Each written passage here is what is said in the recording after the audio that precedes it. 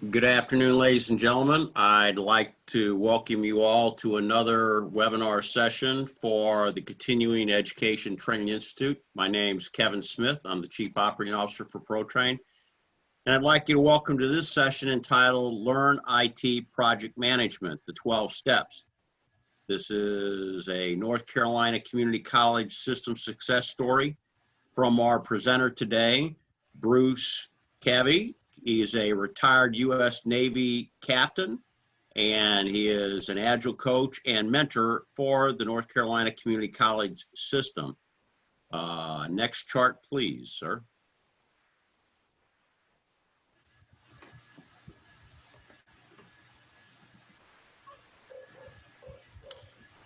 I want to take time out to thank our fantastic sponsors.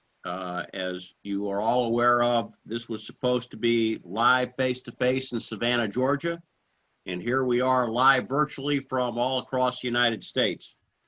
When we made the decision to go from live to virtual, every single one of the sponsors that you see here decided to hang in there with us and continue their great sponsorship of this week-long event. So please take note, if you would, of those folks that are on the chart here. And if you run into them either live or virtually, pat them on the back for helping make this a great event. We have had over 3,000 individual registrations for all of the sessions this week. And going into this session, we have had close to 1,100 individual actual people attend the sessions that have been scheduled. Whether they were there or not, it doesn't matter because they're still going to get the recording, and they're all part of this great week's success. So once again, thank you to our sponsors. Next chart, please.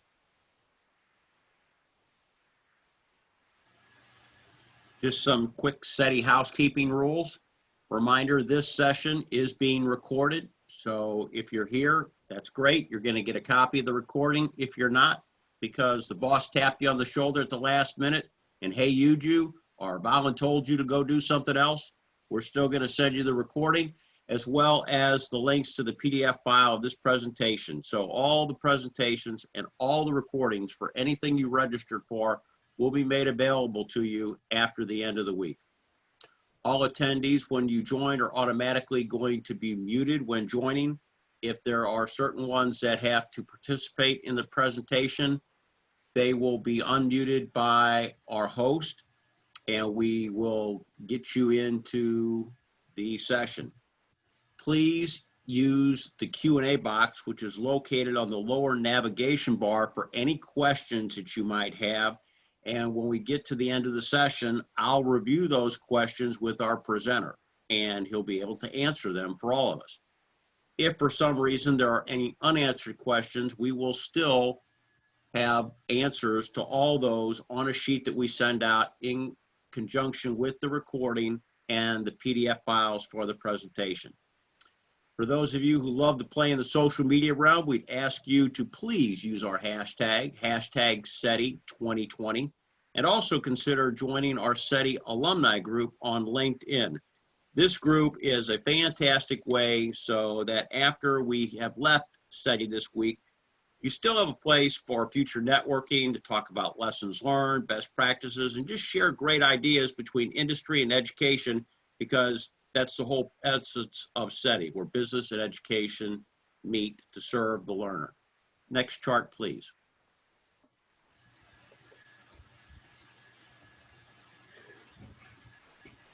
Well, thank you, Kevin. Thank you, Betty. Thank you for the team at ProTrain for the opportunity here.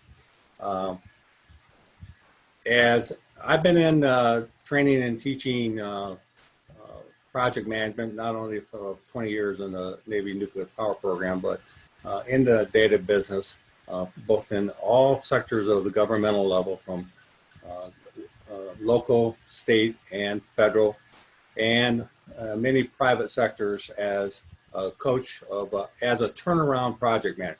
Turnaround means IT projects were failing and they bring in someone to turn around and get it back on track and deliver. In what I'm going to show you today is really a great success story. And I'm going to be, I have the privilege of having several of the customers that are on the team that are working with me, have been trained, and are really our success stories of the North Carolina Community College system, which is really the nerve center to support 58 different community colleges across North Carolina. They control the major ERP system, but each of those colleges are independent technology islands that the NCCCS team has to maintain configuration and support and policy to. And so it's been a terrific a year with them. And I want you to hear their stories of what this theory to practice that I've produced here. And this topic, the 12 steps, is really part of my book of IT project management, the 12 steps to IT sobriety. You're only going to hear a few of them because of the initial organized common sense. But the 12 steps that I have been are not unique. They are organized common sense of approach to any IT organization, both in the private sector and in the governmental sector, of how to improve IT operations. I'm an Agile fan. I was on the original Agile project team when the manifesto was first done, and been an advocate. I'm not going to try to make you zealots of this, because what I've learned over the years with different organizations is to adapt the process and the methodology to the people and the culture.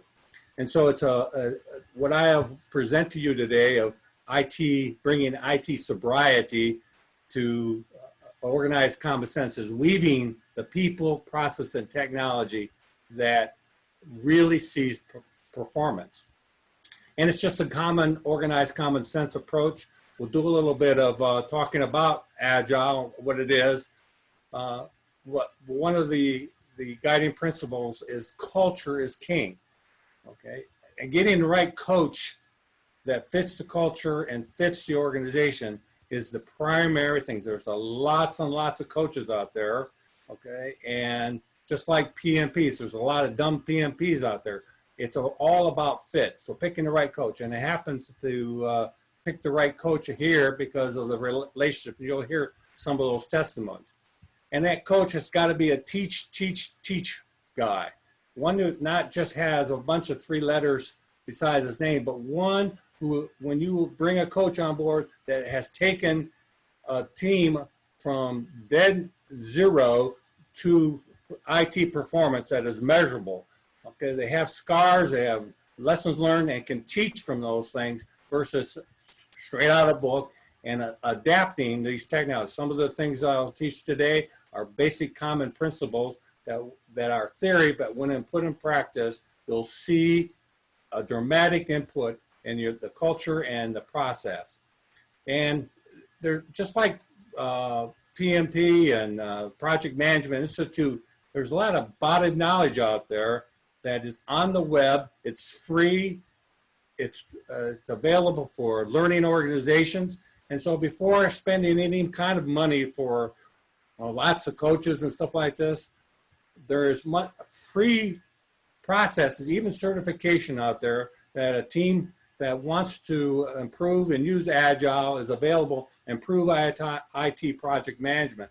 So you have a first step is let's learn before we start paying somebody to teach us. And I have found through both the private sector and in the government sector, all levels, that when IT people are challenged to go out and learn and seek for themselves, they just grab the technology and they learn. That's it. The other thing you'll see that is common to all practice today is the no-code, low-code bodied knowledge out there, and I'll explain that. And then you may, why ask why? Why even approach IT improvement through the Agile Scrum team methodology? And we'll see this. And you'll hear from the testimonies of some of the players here. And sticking to a process is not the answer. Adapting the process to see results is, and you'll see some of those modifications. And one of the teaching thing is lessons learned is fail early and fail small. Now, most of the times that I've made most of my money and brought up the last 20 years is people that failed big and failed late. And so I have to come in and start small and rebuild and to get a team organized, and using Agile and this concept and this methodology has proven successful.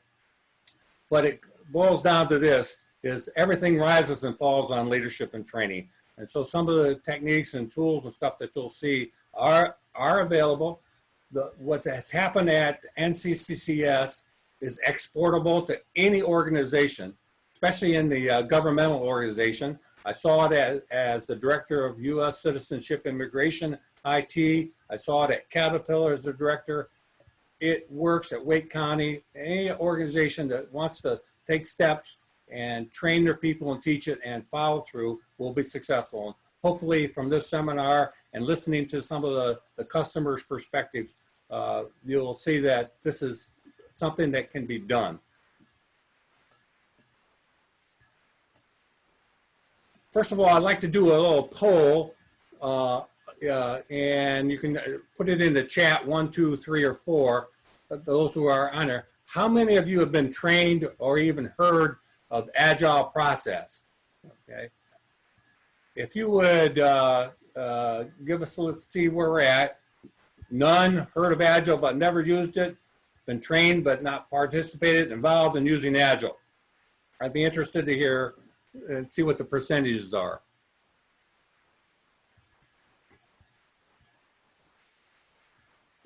Okay.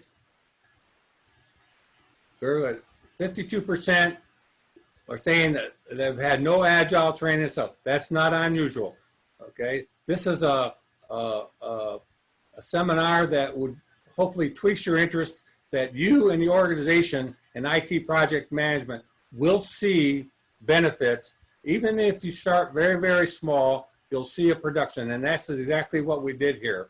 All right, very good. So that's, and I had 20% are involved in using Agile and IT services. Very good. That's a pretty good percentage to start out with.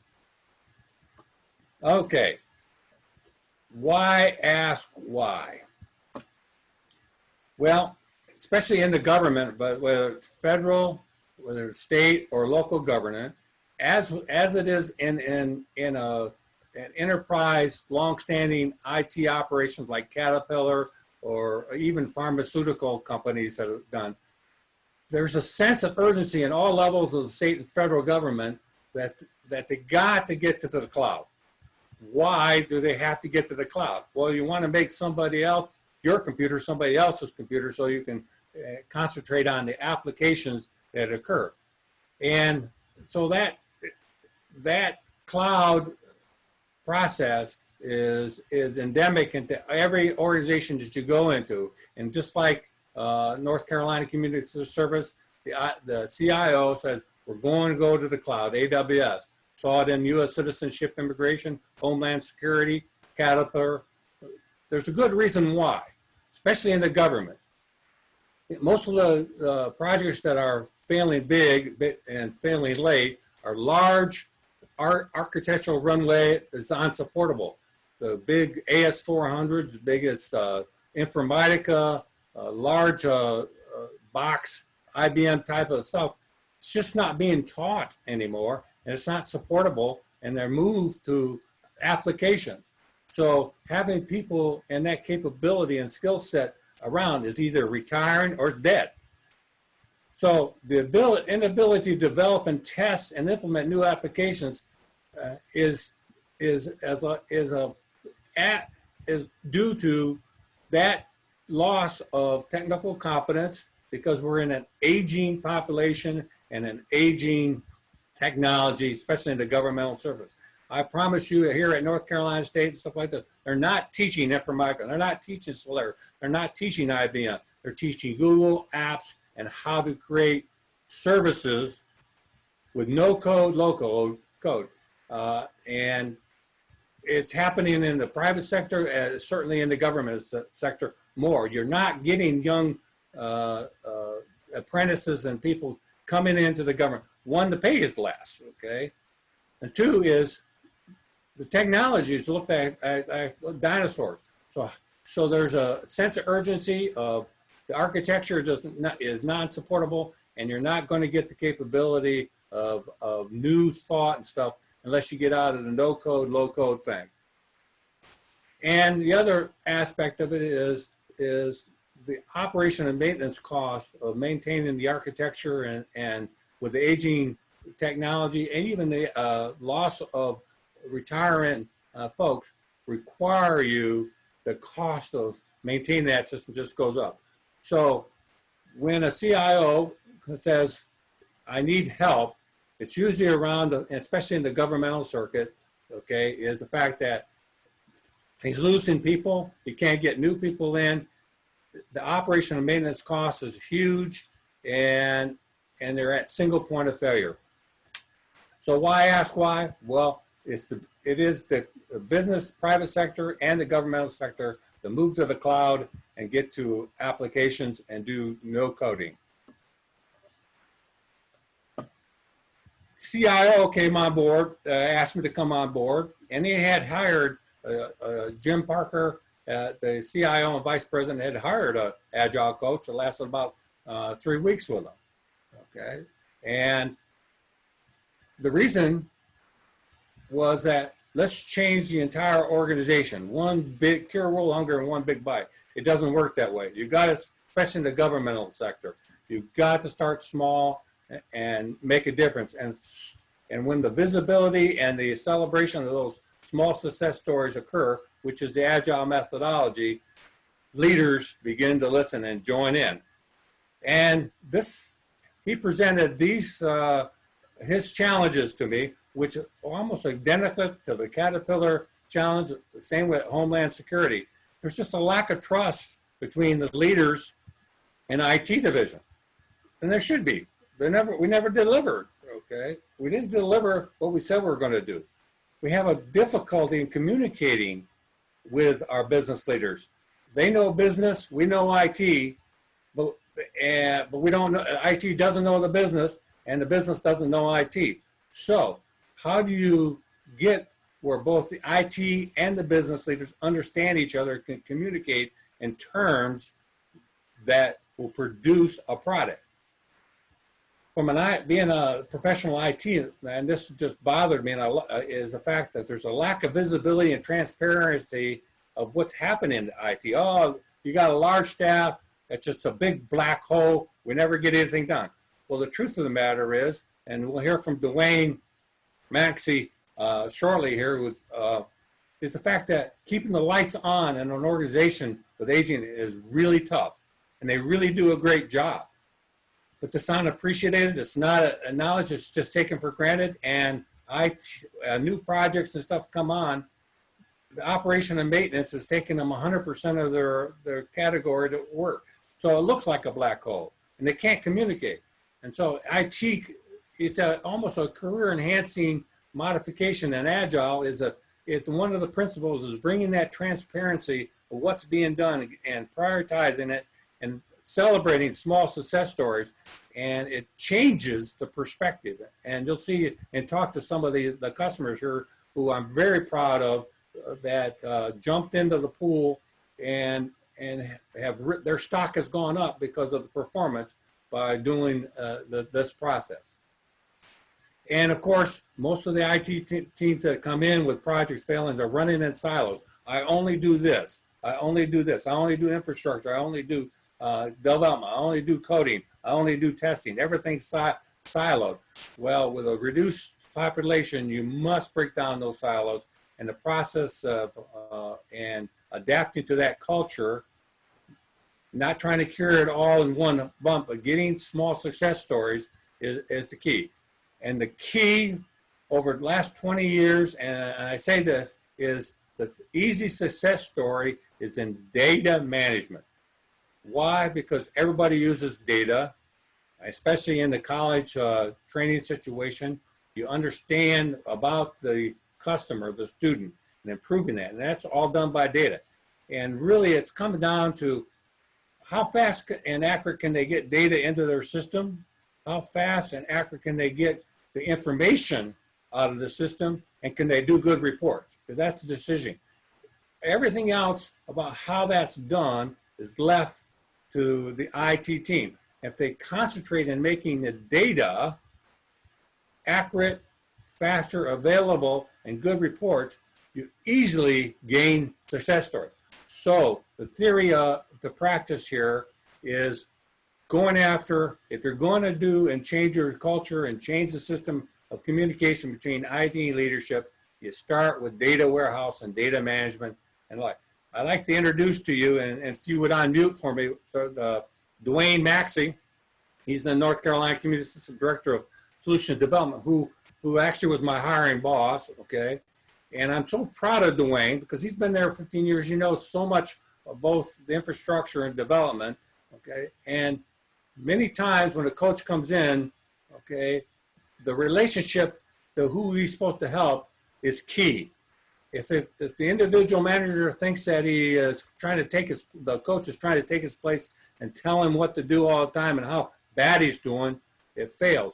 So if you're going to get a coach, which, by the way, the whole industry recommends because of the complexity of what we do in IT these days, that if that relationship is one of help and the manager accepts that, you can do marvelous things, and it's teachable. Dwayne's, Maxie and my relationship right up from the beginning was he accepted that, took that help, and his performance and his team's performance really are the exemplar for the rest of the IT organization.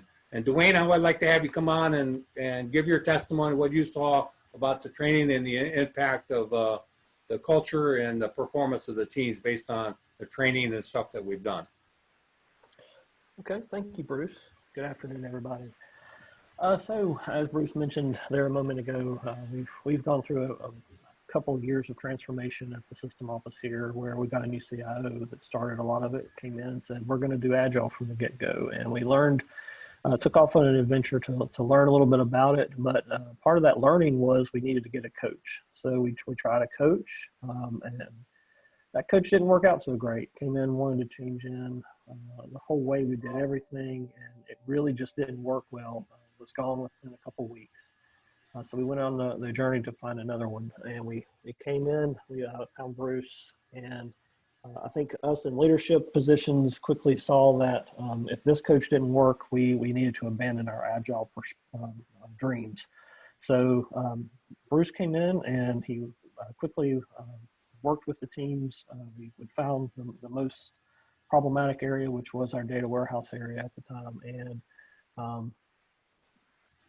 had a lot of perspective across our entire agency organization and the entire community college system, where we have 58 in North Carolina. So we worked to get the stakeholders, as many as we could, all these lists of demands that they had and things that were never, we just couldn't ever meet their expectations.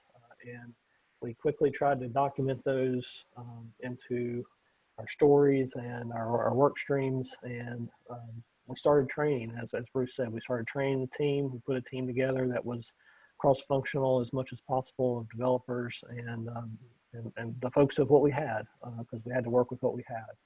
So we did that as best as we could, and within about 6 months or so, we started getting on a pretty decent battle rhythm. That was going through about last June, and after that, we actually got to a point where we were actually caught up with a lot of our old type of backlog, that we were starting to get some trust, a little here and there, which was good because we were actually making good headway. We were fixing problems and getting things done on time. They weren't getting done 3 or 4 months after they needed to get done any longer. But then we really decided to go into a rebuilding of the entire data warehouse team and the infrastructure, technology, and all of it. And that's kind of where we are now. And just even today, we had this conversation where, you know, if we're still maturing this team. It's great because Bruce has been able to, he started with that team. We worked with that, built it up. It's still building and getting better each sprint. We have our stakeholders a little more engaged. Fortunately, they're not just throwing things across the fence and running quite as much as they used to. We still have that problem, but it really makes a big difference when you get them involved and deliver. So you have less of that black hole that Bruce does talk about. Thanks, Dwayne. Yeah. Dwayne, a great example. I appreciate it. Okay, and we'll hear some part of some of his teams that participated in this later, but he set the tone. His team set the tone with data, got visibility, just as I said, and it wasn't too soon that other teams and other divisions said, "Can we do this?" And that's the fruit of this performance. But performance improved. Okay, now the CIO bought in and was progressive and said, "Listen, don't create. We'll try to boil the ocean in one. Let me just get me sober, get me continuous." Okay, so this his guiding principles says, I see your book, I understand the 12 principles, but just get me to where the people are trained first. Okay, fix this issue with a data warehouse like you wanted to, and see if I can sell my the Scrum Agile process to the rest of the IT and meet this goal of moving, and that circle is really his vision of moving to off the into the cloud, getting onto some standard business accepted no code, low code systems of ServiceNow, Salesforce, improve the data warehouse and reporting and CR technologies, and using ServiceNow and Salesforce move us into the 20th century. Okay, all right, and this circle here, by the way, it's the same. It was at Homeland Security. In fact, the same. There was I enjoyed it because it was the same technology that I did at U.S. Citizenship Immigration.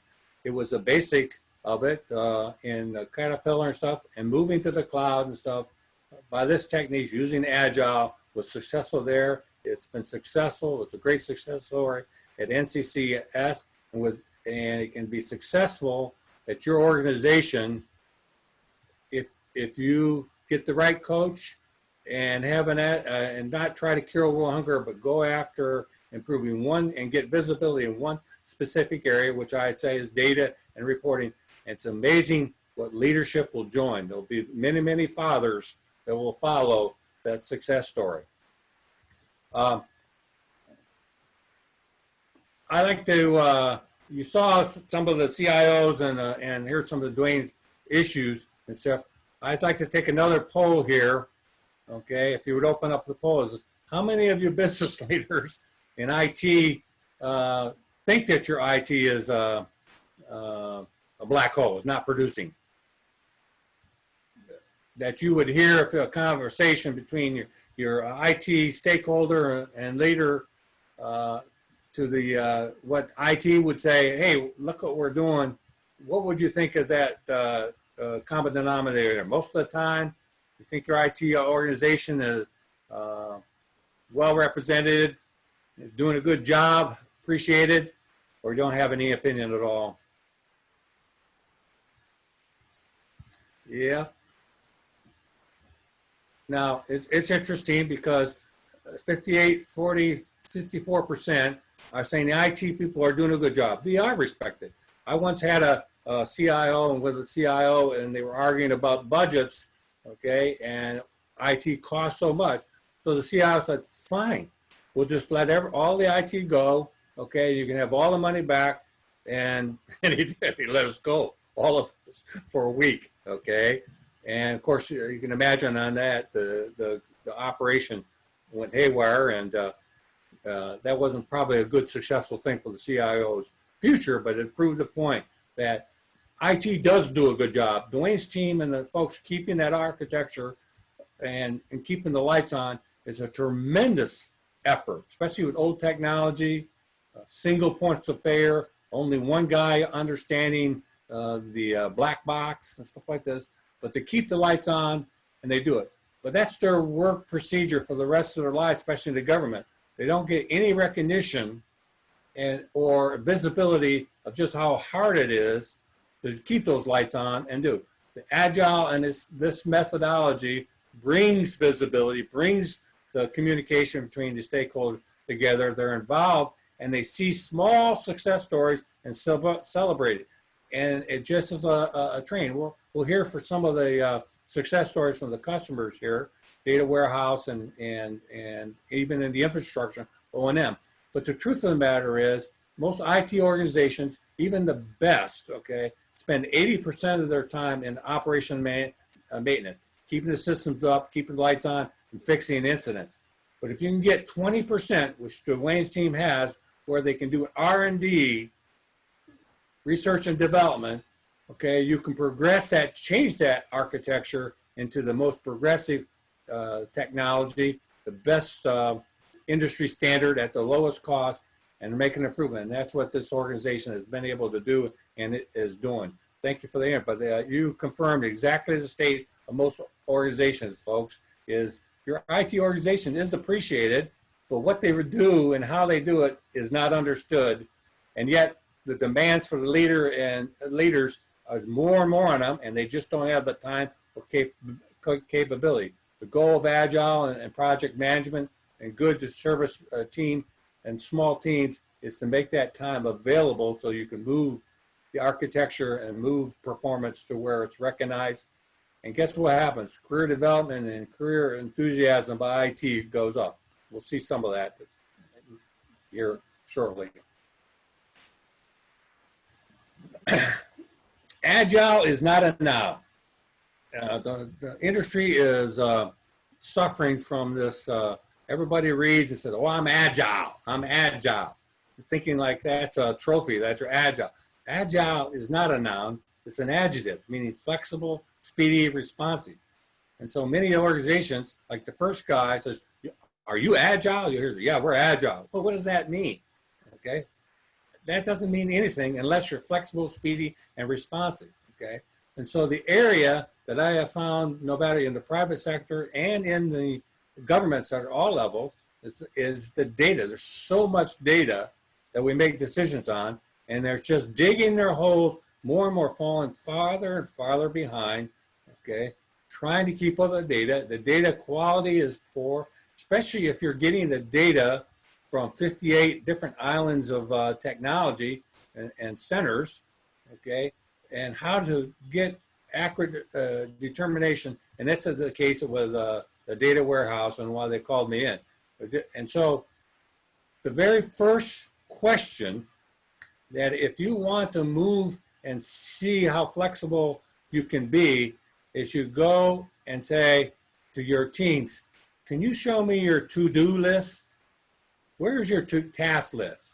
Where is the backlog, and the agile term, backlog? And indeed, you'll find that there's many task lists, many lists out of the back pockets that come. People, IT, have their favorite leaders that they fix things like that, but a consolidated effort of one place where it can be prioritized, because there's a saying that is adopted. Dwayne's team and the team on at NCCCS, just like any IT, as you said, 52%, they can do anything, but they can't do everything. And so being able to prioritize what's the most important task, and is there a single place where we know where all those tasks are, that's called a backlog. And the very first place that is easy to develop a backlog is how far are you behind normal reports and where is the data, okay? And so our first thing was we called it the backlog busters, okay? Because due to personnel restrictions, single point of error, and just technology, okay, the backlog of how far Dwayne's team were behind the reporting and the data quality was significant, okay? They were trying to dig themselves out, but it just kept digging here. So we formed a team of backlog busters for data warehouse, and you'll hear from the Scrum Master, Michelle here, Blake, shortly, of let's just jump in, let's not create what, let's just get caught up And is there the list where we know where everybody has a piece of our behind so we can work on? And so we attacked the data warehouse team and manned it up just to get caught up, okay? And I would like to say within the 90 days of after being trained in Agile and the Scrum team process modified for the people they had and the culture they had, it was amazing to see eyes and their stock went up because the leaders started seeing reports and their data on time, was a requirement. Now, so the success story, again, started with data. So here's another poll question. Would you agree with your business, especially about student customers, if you're not, that data is king? Data is what business is all about. People hate it, but I say data and understanding the information about your customer is the technology, is the business. And that's why getting that data quality faster and into reports so decision can be, data-based decision making can be done, is where you're going to bring home the bacon and have immediate impact. For IT, if they can do that faster and better, the relationship and communication between the leaders and stuff dramatically improves. And as we see across the board, we need more, 44%. Yes, collect data, but our reports from the data are suspect in quality. Yep, another 44%. Nope, we have the latest technology, 11%. Terrific, okay?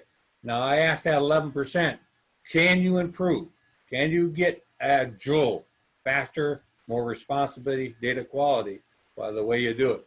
That's the question to have. Thank you for that poll. That's interesting.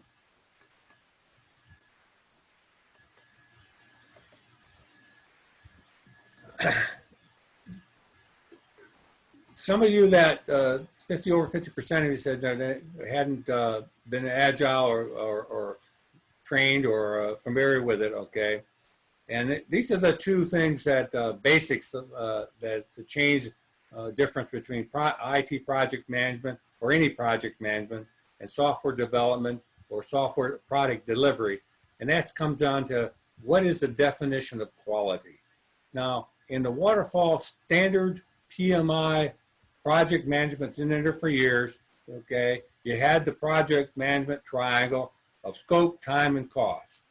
Okay, that and quality, if you meant on scope and on time and cost, obviously you had good quality. The trouble is in the requirements, okay? It is an absolute lie that you can collect all the requirements and everybody knows everything before a lick of code or process begins. And change, you hate change because in the waterfall technique, okay, the users don't get to see your product until the end and they go, this is not what we wanted. This doesn't work, okay? And you fail big ERP projects and stuff. I was called into USCS, U.S. Citizenship Immigration after 5 years, almost $750 million, 300 IBM piece, okay? Not one lick of code was produced. And they're still doing the requirements, rooms full of processes, and not one piece. We said, stop, let's just go with one form and stuff. And we're gonna do some agile training, get some Scrum team. Okay, within 60 days, we put that on and it's ridiculous, but we won the Homeland Security Most Innovative Project Award for U.S. Citizenship Immigration, okay? The Agile Triangle says, no, quality is defined by fit for use. It's determined by the end user. In my PhD thesis was why 62% of IT projects fail in time, scope, and quality. And the number one reason is lack of requirements, understanding requirements. Requirements change. The whole administration changes. Whole people, organizations changes while you're trying to get all the requirements. And I have yet to find anybody in the business that knows all the requirements of the new technology in the process. And so you end up failing late and failing big. Whereas an agile triangle, using small iterative chunks of getting pieces of requirements, you may not all know, and you accept the change that you don't. And you've been willing to modify your change because you're doing it small and iterative that you can produce, and the end user is involved in the team, you end up getting a product that is fit for use. It's not a Frankenstein that you develop. They go, yep, we're part of it, and it's acceptable. Okay, there's a difference in the quality. I am a trained PMI. I love waterfall. Waterfall is just perfectly okay when the solution is known and the goal is known. We're going to put Oracle e-business on, and we're going to get it done in 3 months. We know and there will be no code. It'll be right off the shelf stuff. We'll change our processes to deal with the technology. That works just fine. Okay. However, that's just not how the real world is, because each business says, no, we don't quite do it that way, or we're a little different here. We need this change. You end up customizing and change, and it just costs. Agile welcomes that change because you get it early, it's small enough, and it's iterative, so you can change it and test it in the time frame to say it worked or it didn't work or needs modification.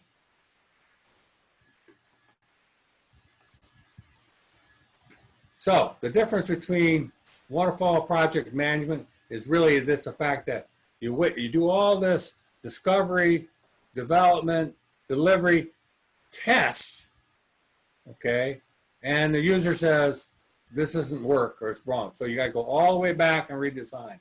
That can take a lot of time. Plus, you have to get all the requirements up front, and I have never met an organization that knows all the requirements. And in the government cycle, requirements change, the administration changes, business changes every 18 months.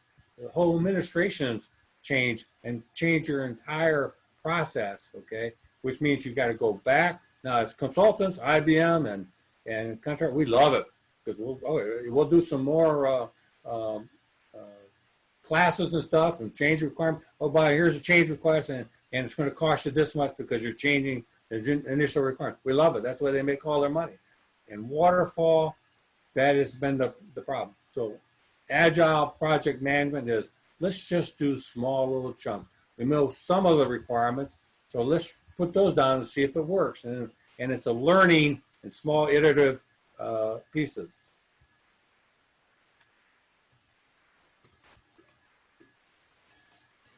Now, normally in classroom I play this game, but I'm going to, since we're going to do, I'd like to have you on mic, Michelle Blake, Danny, and Dr. Joyce Valentine, because they've played this game. Okay, I want to show you the three positions and roles of a Scrum team: product owner, Scrum master, and development. So Michelle, Danny, and Dr. Jay, you're available. You playing this game, and I'll have Dr. Joyce Valentine be the product owner. Danny, you'll be the Scrum master, and Michelle, you'll be the development team. You got it? Got it. All right. So, Michelle, the requirement is I'm the CIO or the CEO, and I want you best gift that you ever got, and sell that to the Scrum Master, and then the Scrum Master's got to sell it to the product owner, and then the product owner's got to sell it to me. Your best gift that you've ever got. Michelle, you're the development team. To develop me your best gift that you ever got.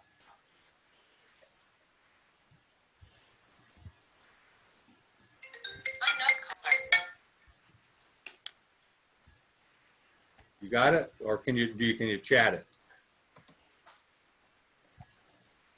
And is she on? Guess it on. All right.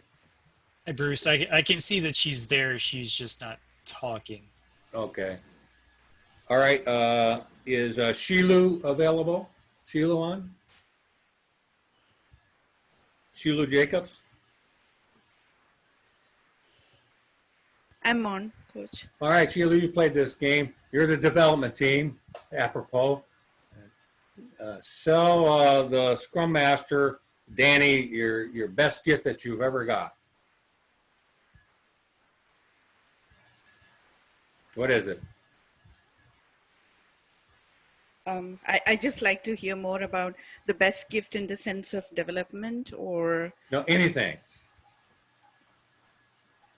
And that's probably, I just want your best gift that you've ever received, that you thought that was outstanding. and I need to sell it to the Scrum Master first Yep. and then Which okay. is Danny.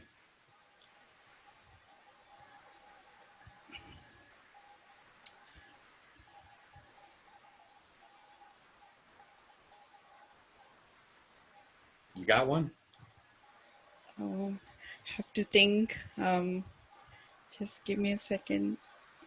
It doesn't matter, you know. You played this game before. Just give me one.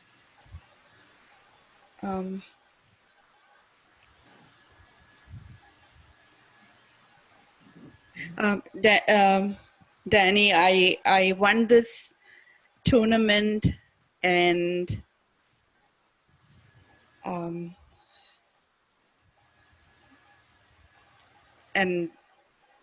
I would like to share the experience with you and so that you can also take part in that. And it will be a wonderful experience. And let me tell you, Coach, That's good. All right. this is All right, Mr. Scrum Master, please sell it to the product owner. So Joyce, there's this tournament that that we need to be a part of, and I think Shalou has a plan for getting us into that tournament and a plan for how we can make the most out of that tournament. Okay. All right. Stop! I just been fired. Okay, Joe Schmuckatelli just came in as the new CIO. Hey, I'm changing requirements. I don't want the best gift. I want the worst gift. Shiloh, give me the worst gift that development team, give me the worst gift that you've ever got.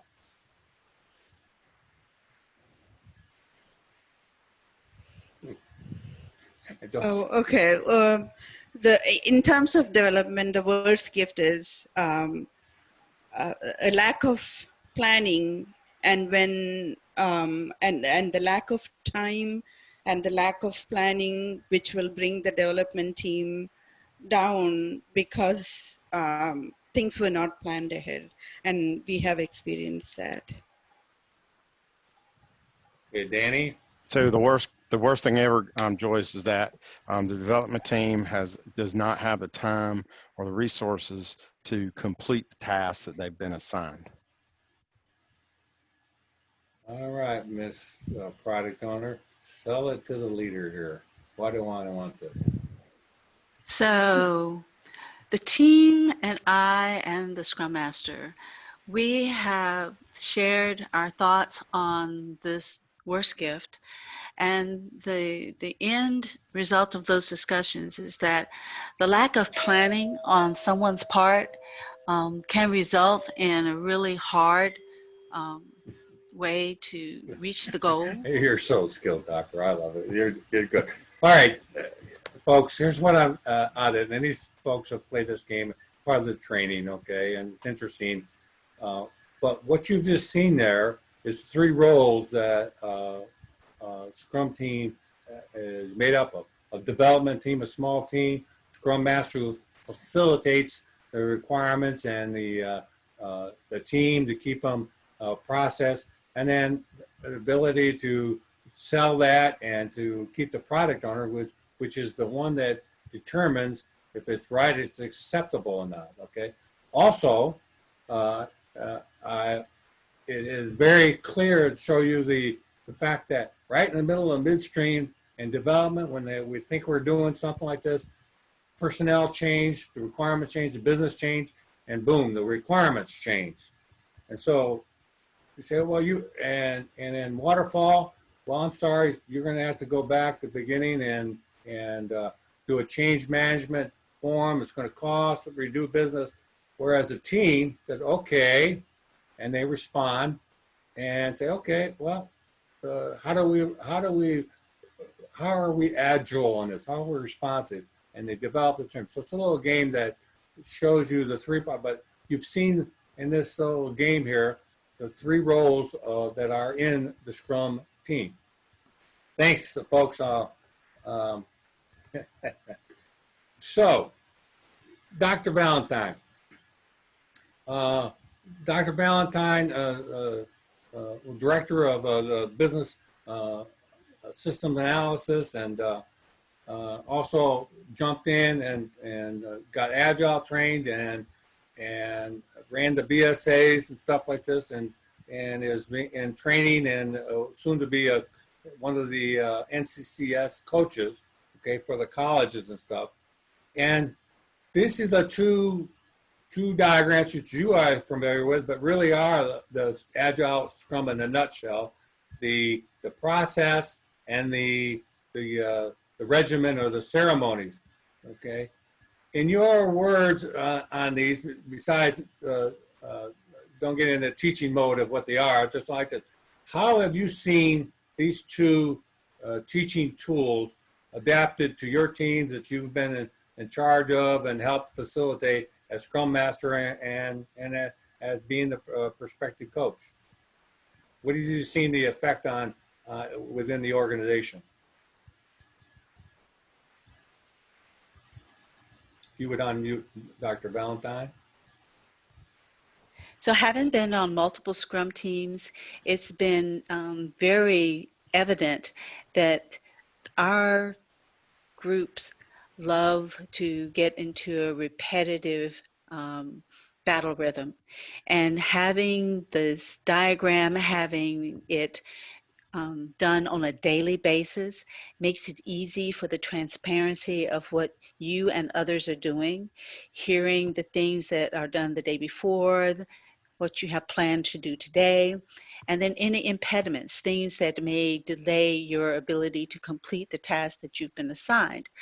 All that works together to make this cycle work.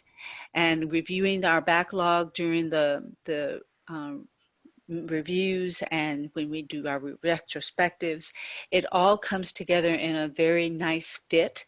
And again, it's repeated every 2 to 4 weeks, and the teams have been successful with it.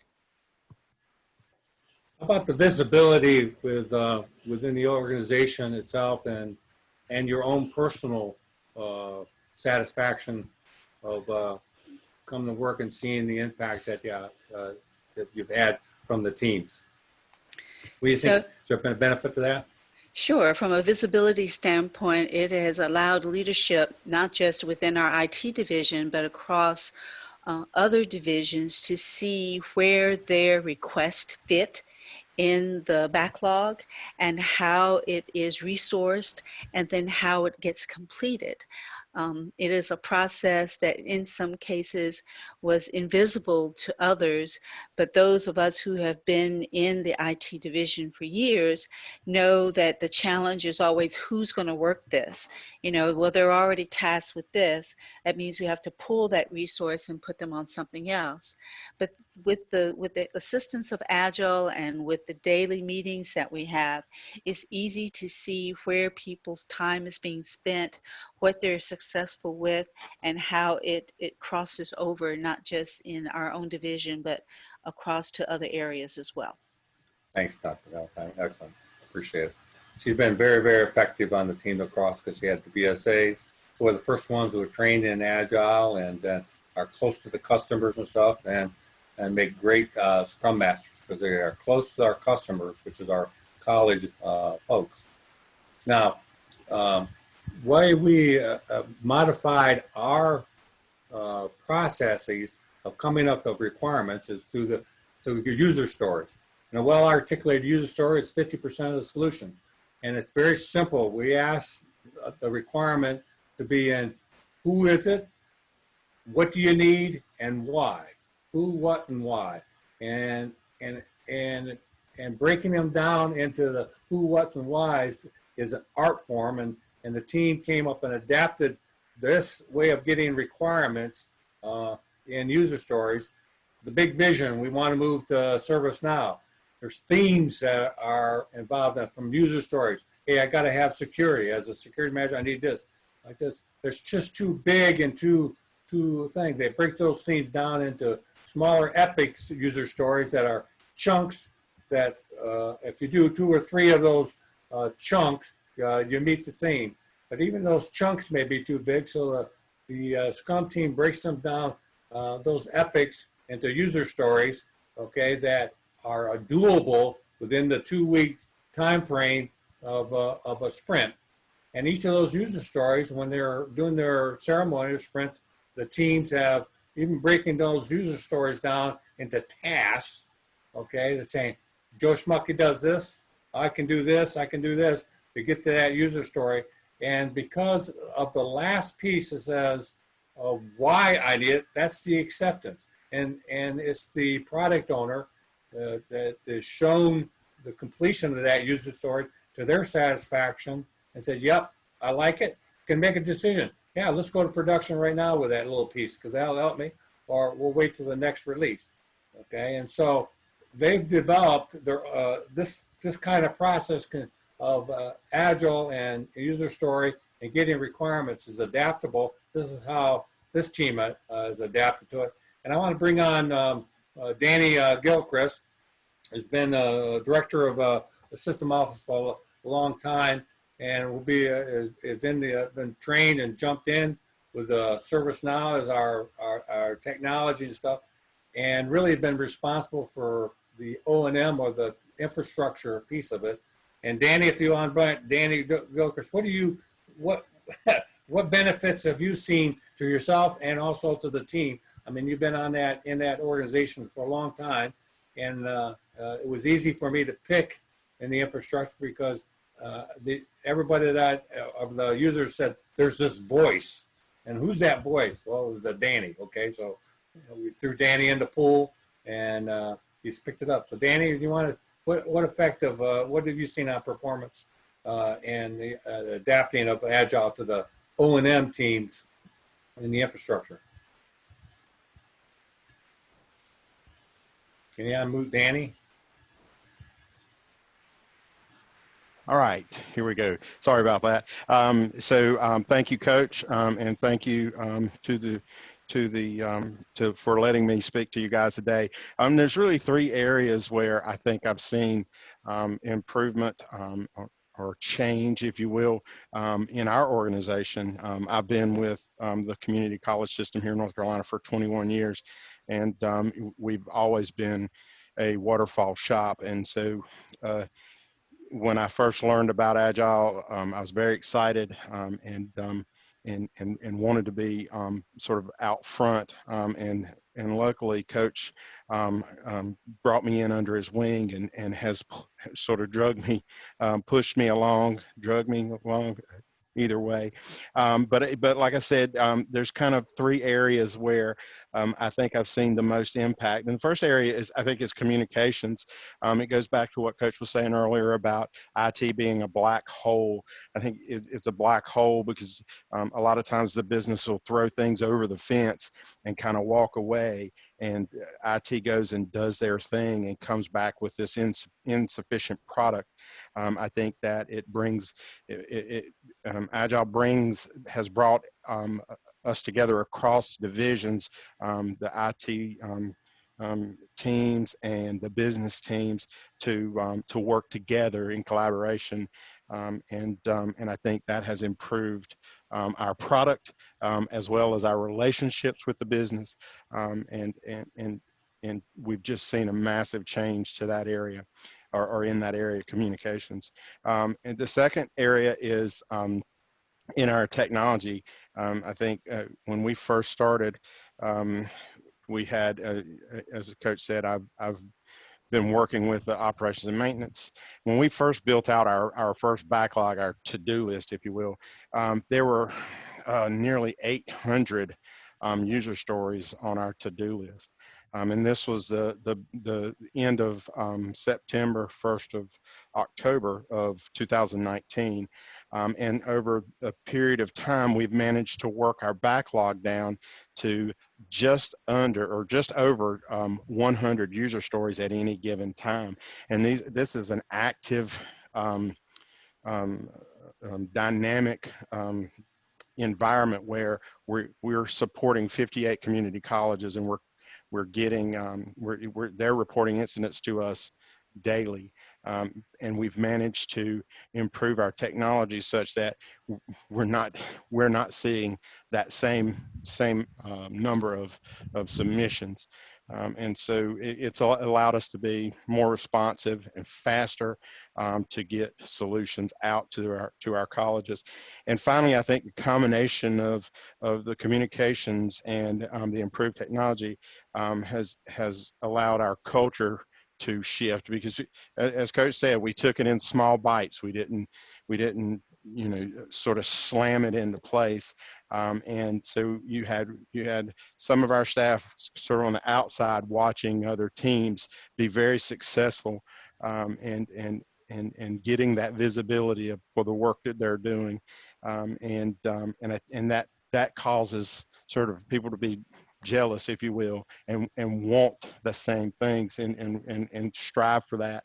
And so I think we've seen a major, in government, there you have this sort of waterfall mentality where you got to get everything together at first, and then you go off and develop, and then you send it out to test, and we're starting to see a shift now where the fail early, fail small theory it really plays a big part of that. So improved technology, improved communications, and a culture shift that has changed the dynamic of our agency, I think, are the three biggest impacts that Agile has had on our agency. Thank you, Danny. Really proud of those groups, folks. Why does this work? Okay, it's really just something that I learned, and Kevin knows this in the military. We use Tiger teams. It's a lot of small teams, getting the team together. They have a shared goal. Scrum originated from the rugby idea of a Scrum, but 7 to 9 folks, okay, empowered to make decisions, trusting each other, okay, having something that they can produce quickly and approved and seen to get the visibility and accountability for the actions within a team. It works what it is, and it's just the law of small teams. And the biggest factor in the quality is that the customer is not at the end; it's right involved in the Scrum team, and is sharing the goal and seeing the production, and is the end user through the product owner or the subject matter experts get to see and use the iterative product that's being developed and approve it or make modifications and the changes, and their respect and understanding and actually the use of the technology when you go live is improved. So it works whether you use Agile or any other kind of methodology. Small teams and having a customer, whatever methodology you choose, it works. Okay, and you've heard some of these. I didn't pay these folks to say this stuff. Okay, but I'm really proud of each one of them. Each one of the folks jumped in. And when I said we're going to go Agile, there was a, oh boy, here we go, thing, which is okay. And none of them volunteered. Okay, there was no volunteers to jump in, the Scrum Masters or be trained. But the CIO said, all right, let's try this. And the first thing I said is, with Dwayne's help was, we're not going to jump in and become agile as a noun. We're going to train everybody and get on a common sense, organized approach of what does it mean to be agile, responsive, and get everybody trained and talk to things. And for IT, having a certification that builds their resume and stuff, which is the most sought after certification for an IT person is Agile Scrum Master. That develops a great battle rhythm for people. And this organization has trained over 100 folks in Agile principles and 24 Scrum Masters. And because of the visible performance that this team has done and seen within the customers. Our college customers are saying, IT organizations said, hey, can we have some of this too? How does this work? So Danny and Dr. Valentine and stuff, we're now performing training for college IT small teams to get them interested on the basics and get them certified. And we're saying, just follow the sample, go after your data. Now, we're kind of being selfish because we're the ones that consolidate the data, and the better that they get their data input, the better our reports and data is. So it's a very, very a systematic approach of changing the culture, which becomes very, very visible, all right? And as the organization evolves and getting IT work done and their technology improves, okay, your whole organizational approval and respect occurs. Now, I always give this at the end of my training. I give you some the adapted, organized, common sense. They call it, the team will probably call it Caveyisms, okay? But if you're going to operate and change your organization using Agile, which I recommend, okay, or adapting or trying, even a term called Agile, a little bit of waterfall and a little bit of Agile, getting your team's recognition, the first thing you would start out is with a backlog. Who's got the to-do list? You'll be surprised at all the different lists that come out, and you go, that's not important, or that person, what are we doing that for? And so getting the first thing you do is find out if you can get to one place in all the lists of requirements of tasks that have occurred, and then prioritize them. What matters most? What's the most important task? And you set that priority, and listen, I can't do everything, but I'm going to go after these top 10. And you do those top 10 every 2 weeks, the performance in the system improves. And as you said in the poll, your organizations, your IT group does a good job keeping the lights on.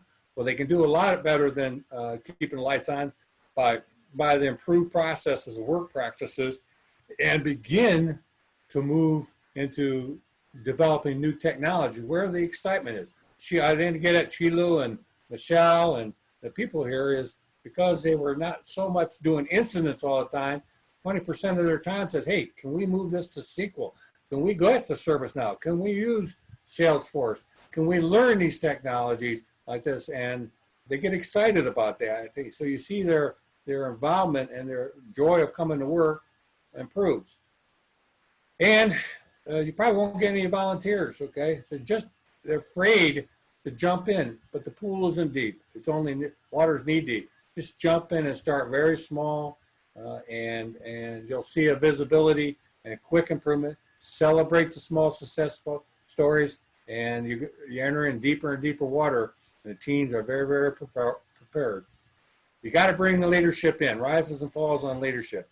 Okay, and many organizations say, well, we got to change, especially in the government, we got to change the leaders because the leaders are making all the decisions. That doesn't work in my experience at all levels, that you can go and change the fourth floor of the leadership.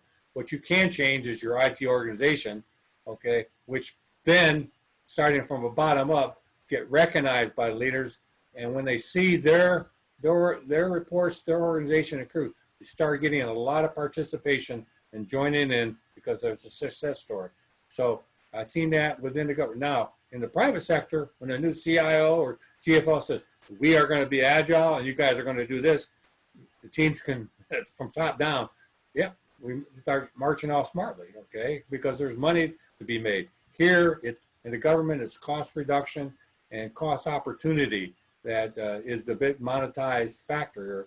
And doing business better and performing better in the government will bring you a lot of visibility. You adapt to it. You fail early, fail small, okay? Agile is not a noun, okay? Even if you get trained and run around, there's a lot of dumb agile people out there thinking I'm agile, and all that is a term. Find a person that is taking a team from zero, improve their operation, okay, using small teams, and can teach and train, and also, I hate to say it, but have some gray hair behind them. In my case, have no hair. Person that's been around the pond a while, okay, that's not interested in their own success story, but interested in seeing the people. And I'll say this, that's what I love about ProTrain and Kevin and stuff, is the fact that they're teaching veterans, people leaving the service. These are the folks that have a lot of leadership and capability and project management, and they make great coaches, great project managers, and with a little bit of teaching and changing their lexicon from military talk to business terms, they proceed well. And there's plenty of those folks. There's plenty of people in the U.S. citizenship and immigration, coaches and stuff that have been ready to retire, that would love to come to Raleigh or the organization and help you, because we've changed that organization in agile processes and stuff. So they're available. If you're interested, I certainly help you network for the folks. I train half of them, so I know that they're pretty qualified. But get somebody with gray hair that's been around and can work with the people and teach. There's nobody, understand that if you ask a user what their process is, they'll go and fill the board up with their process, because that's all they know. And then you really look around to the IBMs and the people giving you the technology and say, our technology doesn't do that. We'll have to modify it in order to do the process. That's not the way to start. The way to start is to learn the technology first. Shilu, Michelle, Dwayne, stuff like this, ServiceNow, Danny, we just threw them in the pile and say, we're going to go to ServiceNow. Get on, your IT guys, get on the videos, learn this thing, take your first 2 sprints of nothing but learning the technology, and then we'll see how we'll get the first requirement. And that's IT folks love that. They love the opportunity to learn new technology. And you don't have to pay consultants to do that. There's so much body of knowledge out there. It's free. And a term that we adapted here is the yeah buts and yes ands. When you're talking to small teams, when you have a government group that's been together 15, 20 years, there's personalities and arguments and perspectives like this. That's breaking down the culture. And one of the ways we break down the culture is there's no yeah buts, meaning when we're discussing how we take a thing, it's not yeah, but you forgot this. We go yes and. We just add value. And getting that communication takes a little bit. The team builds up a trust and respect, and it's really marvelous to watch how Michelle, who was reluctant to be a Scrum Master, took the data warehouse, had a team, single points of failure, went to pair program and stuff, got caught up, and with 3 less people, and is now as an exemplar of a Scrum Master and an organization under Dwayne's leadership that brings great visibility. When they have their 2-week sprint, all the leaders come down and are interested, because the data and the reports and the process and the technology is getting better. And we have a lot of interest in that. If you can monetize everything you do, every requirement. And what does this mean to you? If you can't judge it in cost reduction or value added, then don't do it. So weaving the people and process and technology, my bet is always on the people first. And so when you bring a coach, or when you're going to Agile and your culture, they better understand people and the culture, okay, better than they know the process and the technology, because it's always the people first that will bring success. Subject to your questions, that would conclude my brief. Kevin, I don't know if they got any questions. I think we got some time, a little bit, for any questions to answer. Well, I've got 3 on the side here I'm going to start out with, and I will continue to watch the Q&A and chat box. So first question, Bruce, is what changes or challenges do you perceive coming out of this COVID-19 era as it affects IT project management? I'm going to speak from it because I ran 10 agile teams of U.S. citizenship integration across the United States and stuff like that. We're technologists, okay? Zoom and technology and work from home and things. I have found in my own organization and with this organization that IT folks working from home and maintain product actually improves, okay? So with this COVID-19, this organization was reluctant to have a work from home process, but this kind of forces, and I'll tell you, every one of those Scrum meetings, the meetings are going on, the production's going on, we're producing like this. So I think that the ability to work remotely is a godsend and actually improves the process. We hold our Scrum teams daily through Microsoft Teams and sharing meetings and stuff. So we have not had, I don't think, a lick of issues with it. And in fact, I'm a strong proponent, especially if you're running a big enterprise like I did that had 3 continents. Okay, you have to use remote. So it is the way of the future. And Dwayne, you can jump in, but my perception is we're business as usual, and we're actually improving. Does that answer the question, sir? Well, it does, and kind of caveated the second one I had behind that, and is, do you have any other special management techniques that you've got to employ because of the current social distancing? But it sounds like the right leaders in the group setting the ground rules that everybody understands for, clarifies those roles and expectations right up front, and then you roll from there. Well, it was a shock to this organization because many of them, they have laptops and stuff.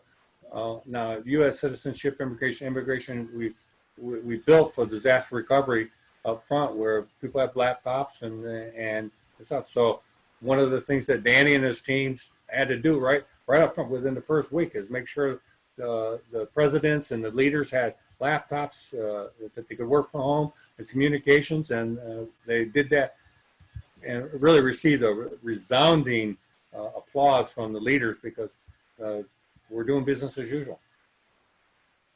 Right. In the Q&A box, there's a question. There are many authorities or companies that are offering Agile certifications. How do you know how to choose the right one for your organization? Well, I hope from this brief you got it, okay? It's the coach, okay? My group that we did, and with Kevin Pro Train and stuff, because we were constantly vendors, and I train transitioning Naval Academy nuclear trained officers to become IT project managers. Okay, do it for free. Okay, all right, and we had an organization there, and it's free Scrum Master training that was on a site that a group of us said, hey, we're interested in changing the industry of success. So we put this training in. Much of the slides and stuff in the training I did is from that free Scrum Master training. There's a body of knowledge out there that you can use. But if you go to a course, okay, anyone that's associated and been approved by a certified Scrum Masters, Scrum Alliance, or Professional Scrum Masters, which is now being run by the PMI Institute, those two certifications, which will cost you about $1,200, okay, is recognized as the premier ticket. However, each organization, and this is allowed by the Scrum Masters, is that can adapt and develop their own Scrum Master course and certification. And as a hiring manager, I don't care how many 3 letters you have. We want to hear, how did you use Agile? What team were you in? What did you do? What did you develop from soup to nuts? That's the issue, and you can develop your own thing. This information right here, and it's up to Dwayne and stuff, is free. Okay, everything that we have is available to you. But if you really want that certification, Pro Train, that I do it through Pro Train and Betty and the stuff. And what you don't get, what you want to hear is, can it be adapted to my culture and my people right now? Okay, but I hope that answers. Okay. Okay. The next question is, how do you try to get the customer to give you an accurate portrayal of what they perceive as the value, the quality, and the constraints that are going to wind up affecting the scope of your work? My experience and with experience that they don't know. Okay, they got they'll know it when they see it.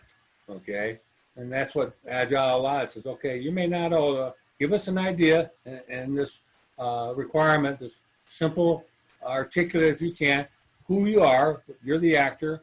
What do you want? Okay, and why do you want it? I am a AP clerk. I need to log on to a website so I can download a report. Something simple like that. All right, let's fix. That is a user story that I can come and produce a technology to show you. Did you get to log on to this website, and did you get your report? Something like that. So you do small chunks, but they only know what they know. Okay, so if you ask them, they're going to put up the system that they understand. So being involved, keeping it simple is the case.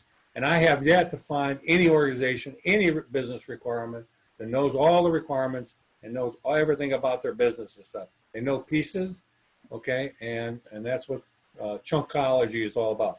Let me give you that piece and see if that works. If not, we'll change it. Right. Well, you know, the old story is I'll know it's right when I see it, but you know, I think there's also an inherent responsibility for the Scrum leader to be doing a pulse check on that on a regular basis. It's not one and done.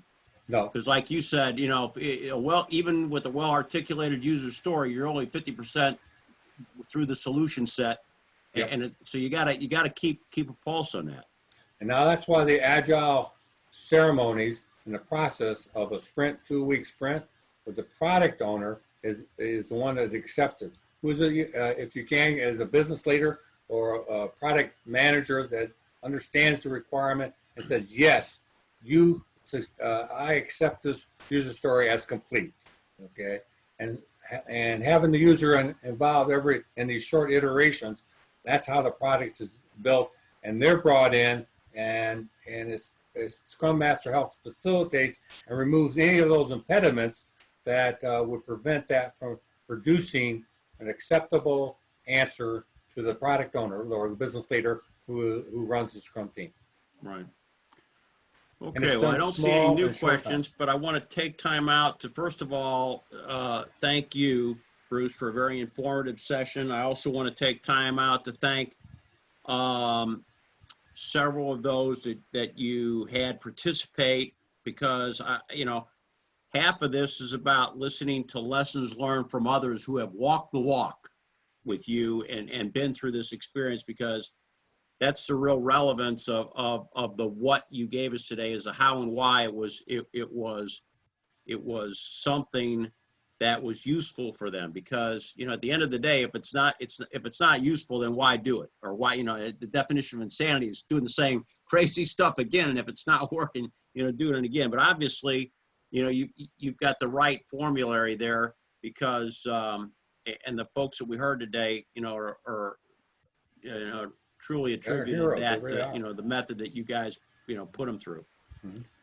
The other thing I want to do is, you would appreciate it. I have another thing, a bullet down there. I heard for the first time 3 of these heroes of the workers of maintenance. Did you hear that they say battle rhythm? I heard them say that. So I have to laugh because they got another Caveyism. You got to get the right battle rhythm. Yeah, I kind of saw you kind of, you know, lean back and smile with pride on that one, Coach. Okay. The other thing I want to say before we let everybody go this afternoon is please remember that this session was recorded.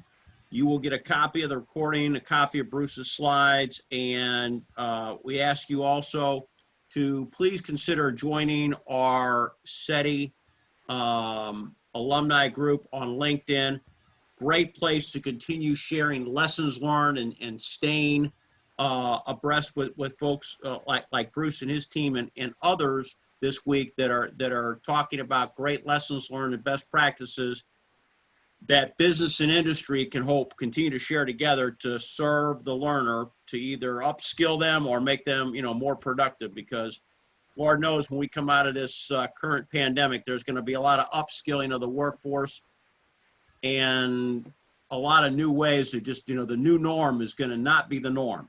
Okay. And I don't think we know what it's going to be like yet, but I know that there's a lot of people that have been a part of this week and will continue to be a part of the CETI sessions this week that will continue to help highlight some of the great things that we want to focus on. So once again, I appreciate my Navy brother and what you brought to the presentation floor today, sir. Good on you. Appreciate you and appreciate all of those that took time out to be with us today. Tomorrow, we kick off at 11 o'clock with the building blocks for the 21st century workforce from Josh Davies, who is at the Center for Work Ethic Development. Another spin on kind of the catcher's mitt, if you will, of training. And one of the things that I think educators will be really, they'll be interested to hear. We've got a session also on strategies for networking to develop community partnerships, as well as a Facebook marketing great thing from our friends at Human Resource Certification Prep about helping boost awareness and enrollments for your learning institutions. So I wish you all a great afternoon. Stay well, and hopefully many of you will join us tomorrow. Thank you again for attending today. Have a great evening. Thank you, Kevin. Thank you, Betty.